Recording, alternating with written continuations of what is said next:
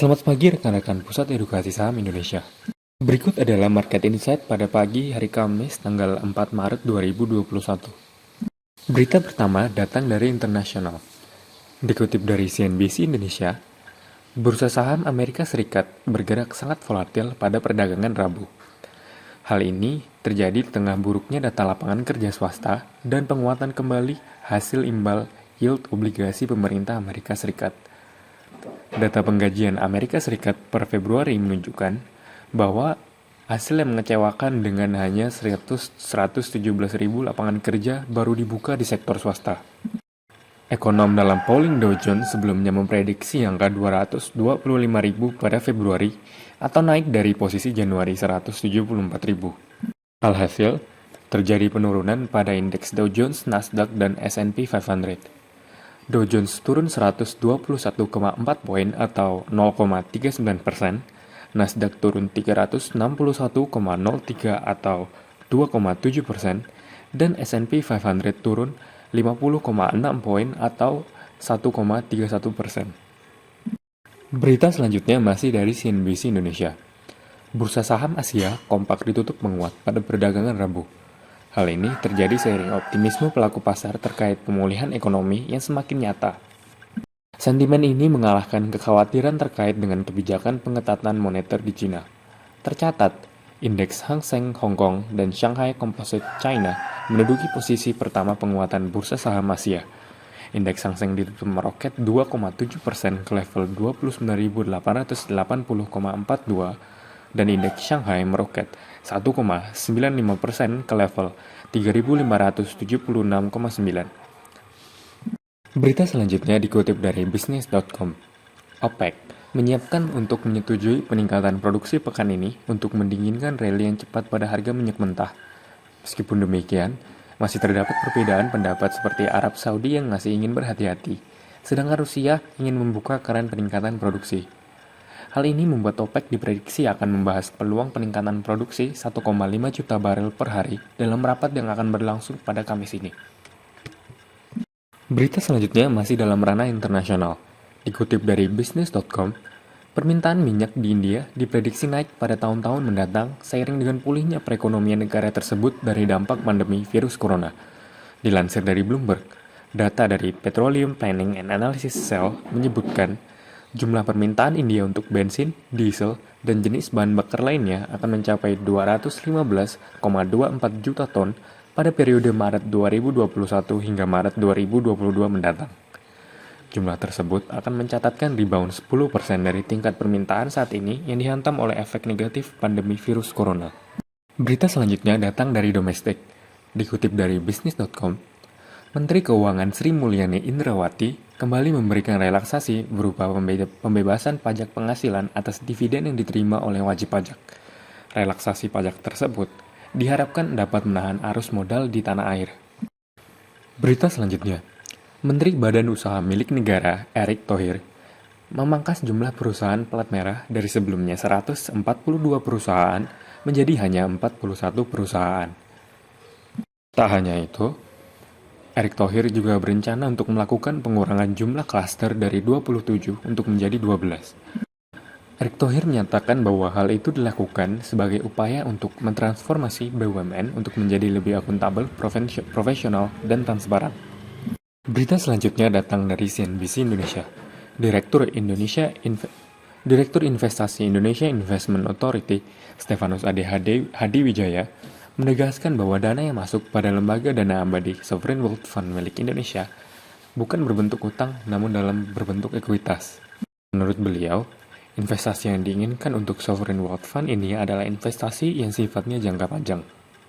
Berita selanjutnya, Bank Mandiri menurunkan suku bunga dasar kredit untuk seluruh segmen dengan kisaran 25 hingga 250 BPS.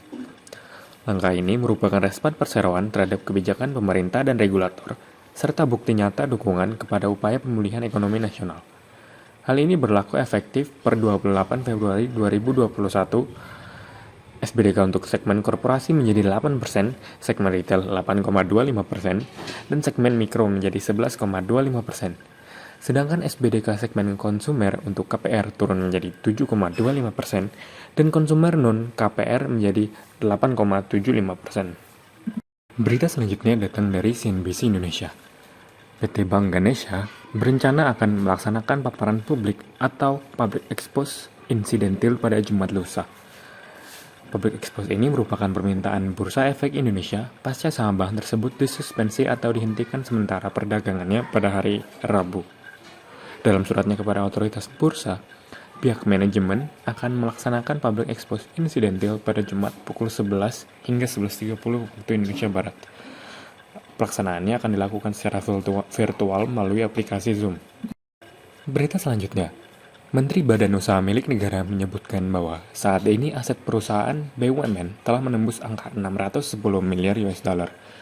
Nilai ini setara dengan 9.100 triliun rupiah dengan asumsi kurs Rp14.000 per US dollar. Angka tersebut naik 3.000 triliun selama periode 2015 hingga 2019. Berita selanjutnya dikutip dari Bisnis.com. Emiten petrokimia, PT Chandra Asri Petrochemical, siap menangkap peluang pertumbuhan tahun ini setelah berhasil mencatatkan posisi likuiditas yang kuat pada 2020. Mereka mengatakan bahwa selain menutup tahun 2020 dengan pertumbuhan laba, perseroan juga berhasil menutup neraca keuangan dengan kuat, yang terdiri atas jumlah likuiditas sebesar 1,2 miliar US dollar.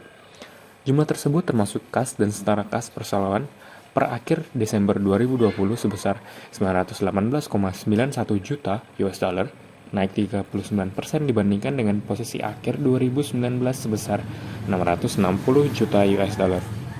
Berita selanjutnya datang dari neraca.co.id. PT Telkom Indonesia (TLKM) serius membawa anak usahanya PT Daya Mitra Telekomunikasi untuk go public. Hal ini dibuktikan dengan persiapan anak usaha tersebut untuk menjadi perusahaan besar di bidang menara. Rencana penawaran umum atau Initial Public Offering Mitratel akan sesuai jadwal pada kuartal keempat 2021 atau paling lambat awal 2022. Rencananya, Mitratel akan melepas sekitar 20% saham baru ke pasar modal dalam aksi IPO-nya. Masuk ke berita selanjutnya. Emiten produsen ban kendaraan bermotor PT Multistrada Arah Sarana (MASA) mengungkapkan rencana melakukan penghapusan saham tercatat secara sukarela atau voluntary delisting dari Bursa Efek Indonesia. Rencana voluntary delisting tersebut menyusul aksi akuisisi saham perseroan oleh pabrikan asal Prancis Michelin pada 6 Maret 2019. Dalam transaksi tersebut, Michelin mengakuisisi 87,58% dari modal yang ditempatkan dan di sektor perseroan atau setara dengan 8.042.922.431. Transaksi itu senilai 439 juta US dollar. Masuk ke berita selanjutnya dari neraca.co.id. PT Gudang Garam (GGRM) menambah modal PT Surya Doho Investama SDI senilai 1 triliun rupiah. Suntikan modal kepada Surya Doho Investama dilakukan untuk mendukung kelanjutan proses pembangunan bandar udara terpadu di Kediri, Jawa Timur. Surya Doho Investama akan melepas sebanyak 1 juta lembar saham baru. Saham baru itu akan diserap seluruhnya oleh GGRM. Berita selanjutnya, emiten perkebunan sawit PT PP London Sumatera LSIP mencatatkan laba bersih 696 miliar rupiah pada akhir tahun 2020 atau melonjak 174,1% dibanding akhir tahun 2019 yang tercatat 253,9 miliar rupiah. Berita selanjutnya, pada akhir 2020, PT Fajar Surya Wisesa (FASW) mencatatkan laba bersih sebesar 353,29 miliar atau merosot 63,53% dibanding akhir tahun 2019 yang mencatatkan laba bersih sebesar 968,8 miliar. Sedangkan laba bersaham dasar turun menjadi 142,5 rupiah per lembar saham, sedangkan di akhir tahun 2019 tercatat sebesar 390,99 rupiah per lembar saham. Berita selanjutnya, di akhir tahun 2020, PT Salim Infomas Pratama (SIMP) mencatatkan laba bersih 234,2 miliar atau membaik dibanding akhir tahun 2019 yang merugi 546,1 miliar rupiah. Kinerja positif tersebut disebabkan penurunan beban penjualan dan distribusi, serta beban umum. Berita selanjutnya, hingga akhir Februari 2021, PT Panca Mitra Multi Perdana (PMMP) mencatatkan kontrak penjualan sekitar 90 juta US dollar dengan kurs terbaru Rp14.235 per dolar Amerika Serikat. Nilai kontrak penjualan tersebut setara dengan 1,28 triliun rupiah. Kontrak penjualan itu didapatkan perseroan terutama untuk pengiriman ke Amerika Serikat dan Jepang. Sekian Market Insight pagi ini. Semoga berita yang disampaikan dapat membantu proses pembuatan keputusan rekan-rekan sekalian. Selamat pagi dan salam sejahtera untuk kita semua.